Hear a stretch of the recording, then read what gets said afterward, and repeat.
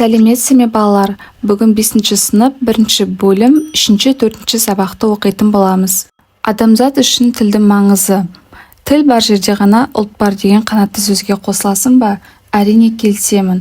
Тіл ұлт байлығы. Ұлтты жою үшін тілінен айырса жеткілікті деген сөз бар. Тілдің жойылуы мүмкін бе? Қалай ойлайсың? Тілдің жойылуы мүмкін. Егер де әрбір үйде өз тілімізде емес, өзге тілде қарым-қатынас жасалатын болса, жаңа туылған бала да тілі шыққан кезде өзге тілде сөйлейтін болады. Бірінші тапсырма: мәтінді тыңда. Мәтінде не туралы айтылған? Қандай сөздер есінде қалды? Тіл адамның адамдық белгісінің зоры, жұмсайтын қаруының бірі. Осы дүниедегі адамдар тілінен айырылып, сөйлеуден қалса, қандай қиындық күйге түсер еді? Біздің заманымыз жазу заманы. Жазу дүниенің бір шетіндегі адам екінші шетіндегі адаммен сөйлеседі. Сондықтан сөйлей білу қандай керек болса, жаза білудің керектігі одан да артық. Сөйлегенде сөздің жүйкесін, қисынын келтіріп сөйлеу қандай керек болса, жазғанда да сөздің кестесін келтіріп жазу сондай керек. Сөздің жүйесін, қисынын келтіріп жаза білуге қай сөз қандай орында, қалай өзгеріп, қалайша біріне бірі қисындасып жалғасатын дағдысын білуі керек. Мәтін жазу өнері туралы. Сөйлеу бізде қаншалықты маңызды болса, жазу да бізге соншалықты қажет дағды. Екінші тапсырма: суреттерге қарап, парталасыңа сұрақ қой. Жауабының дұрыс-бұрыстығын бағала. Сөйлесіп тіл табысудың адам өмірі үшін маңызы неде деген тақырыпта шағын диалог құраңдар. Суретте қандай қарым-қатынас құралын қолданған? Сен үшін байланыстың жазу түрі ыңғайлы ма? Осы сұрақтарға жауап бер.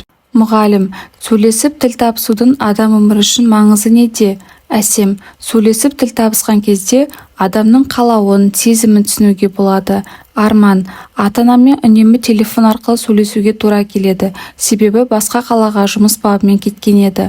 Айгүл: адам бір-бірімен сөйлеспесе, біраз қиындықтар туындайды. Мұғалім: дұрыс айтасыздар, адам үшін сөйлесу өте маңызды.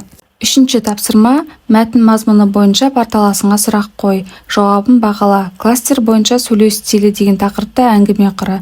Сөйлеу екі формада жүзеге асады: ауызша және жазбаша. Адам сөйлегенде және жазғанда мәтін пайда болады да қажетті бір ойды аяқтап жеткізеді.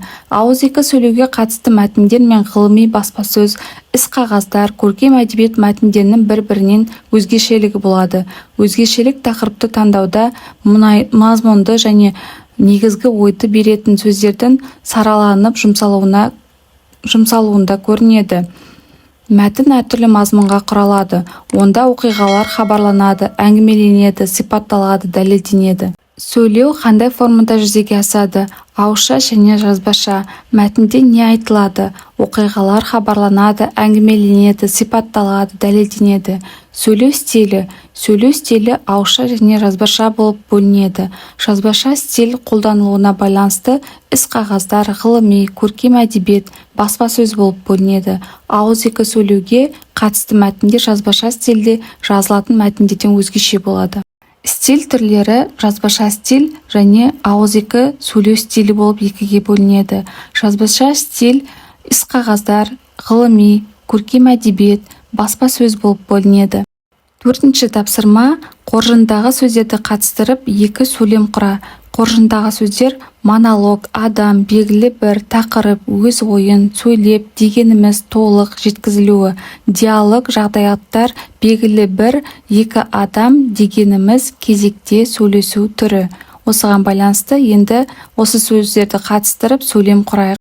Монолог дегеніміз адамның белгілі бір тақырыпта өз ойын толық жеткізуі.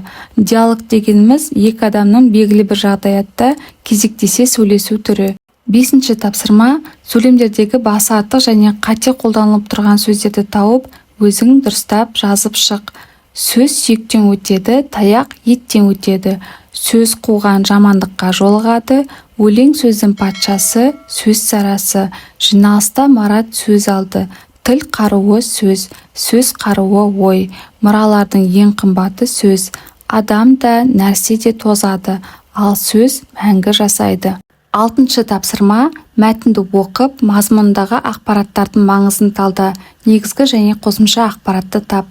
Адамзат үшін тілдің маңызы ерекше.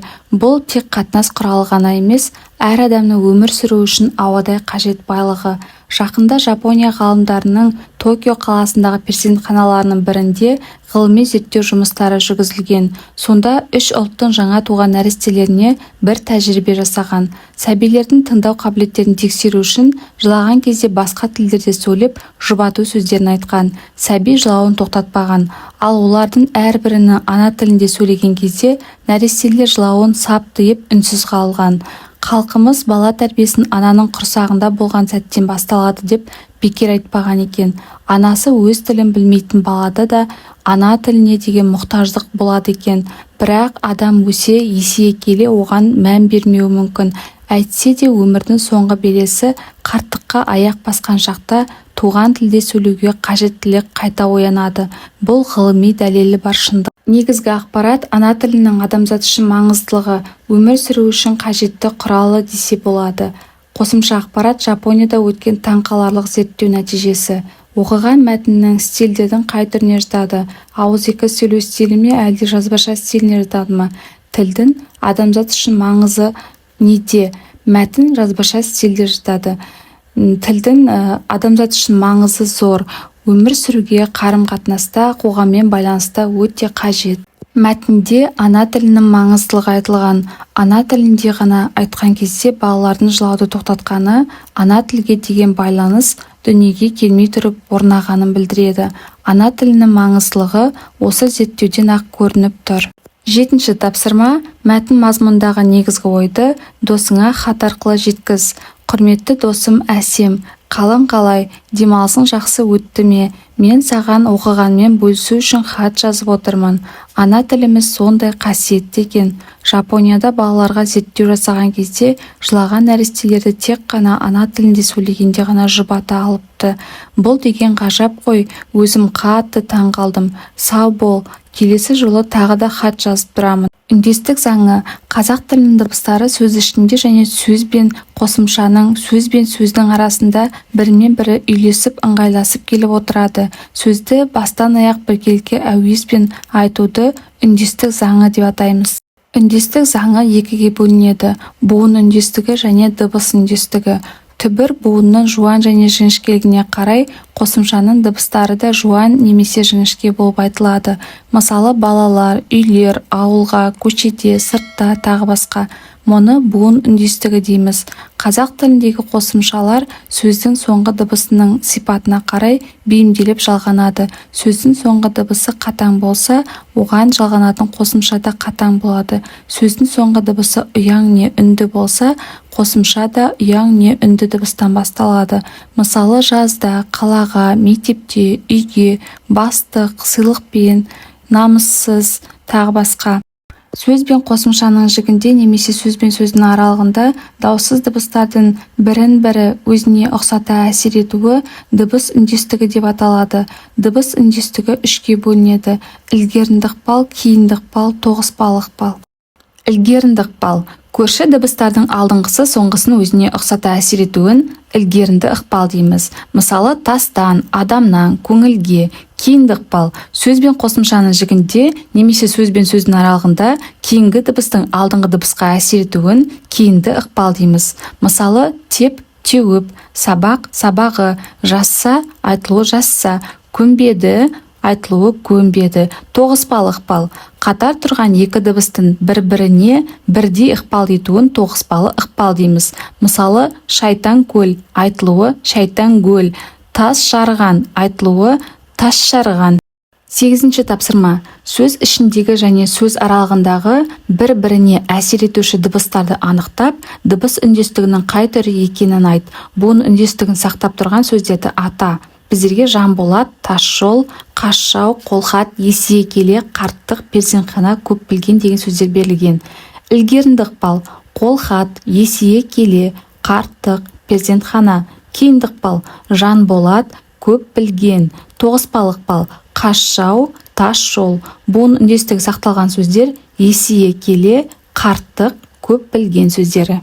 9-шы тапсырма. Төмендегі әйгілі адамдардың пікірлерін екінші бағандағы сөздердің тиістісімен толықтырып жаз. Тілдің көмегімен өнерге, білімге, мәдениет пен ғылымға жетіп, өзімізді өзге жұртқа, әлемге танытамыз, сөйлейміз, оқимыз, жазамыз.